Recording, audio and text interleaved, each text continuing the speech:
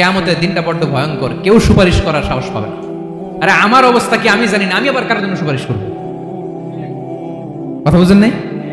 আমার কি হবে আমি জানি, তা আমি আরেকজনের নিয়ে টেনশন করার সুযোগ কোথায়? ইয়া নাফসি ইয়া নাফসি, আল্লাহ আমারে বাঁচাও আমারে বাঁচাও আমারে বাঁচাও। কাঁদতে কাঁদতে মানুষ হয়রান হয়ে যাবে, এ নাকি আবার আরেকজনের বাঁচাবে।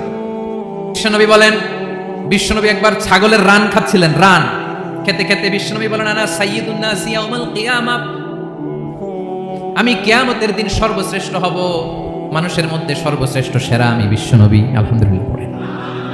বিশ্বনবী বলেন সেদিনটা বড্ড ভয়ঙ্কর, সেদিন কেউ কারো কোনো উপকারে আসবে না, বন্ধু বন্ধুর কাজে আসবে না, স্ত্রী স্বামীর উপকারে আসবে না, স্বামী স্ত্রীর উপকারে আসবে না, পীর সাহেব মুরিদরে বাঁচাতে পারবে না, মুরিদ পীর সাহেবরে বাঁচাতে পারবে না, নেতা কর্মীর পরিচয় দিবে না, কর্মী নেতার পরিচয় দিবে না, ভাই বোনকে চিনবে না, বোন ভাইকে চিনবে না, বাবা তার সন্তানকে চিনবে না, মেয়েকে দেখে মা দৌড়ে দৌড়ে পালাবে। বড্ড ভয়ঙ্কর দিন।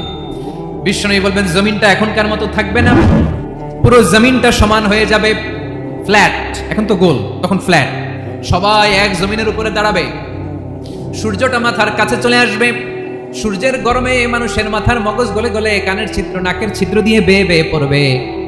আহ, সবাই হয়রান পেরেশান ক্লান্ত শ্রান্ত, মানুষগুলো বলবে বাঁচার কোনো উপায় নাই। 50,000 বছর মানুষ এরকম দৌড়াবে, চিৎকার করবে, কাঁদবে, বাঁচার কোনো উপায় নাই। সবাই বলবে আহ, আল্লাহ যদি বিচারটা শুরু করতো, যা হবার হবে, আগে বিচার শুরু করো। বিচারই শুরু হয় না।